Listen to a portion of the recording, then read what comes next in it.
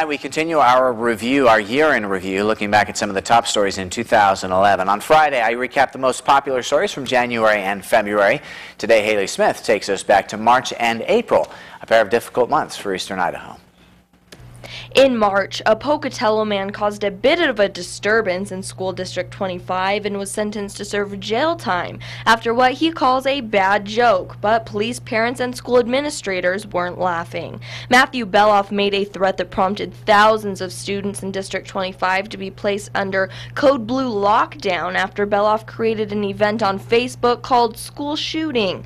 Beloff said it was just a funny joke, but officials believe this act for attention went too far. The 26-year-old pleaded guilty to disorderly conduct and was sentenced to 180 days in jail, 170 of which were suspended.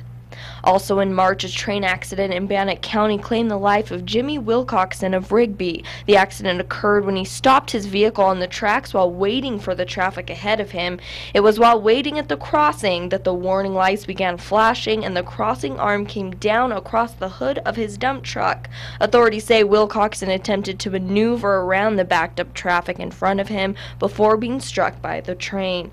Idaho State Police say Wilcoxon's vehicle was then flipped counterclockwise under the front of the train by the impact and came to rest on the opposite side of the tracks.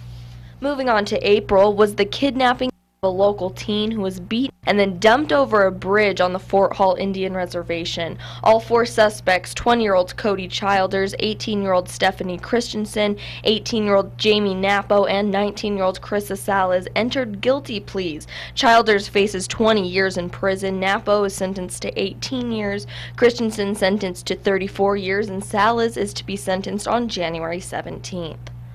And to finish off April, an out-of-control car ends up inside the Tasty Tree in Chubbuck, and thankfully, there were only minor injuries. According to police, the Chevy Malibu crossed the southbound lane of traffic, drove through a field, clipped a parked Chevy, and then crashed into the restaurant. Neither of the two teenager girls in the Malibu suffered any serious injuries.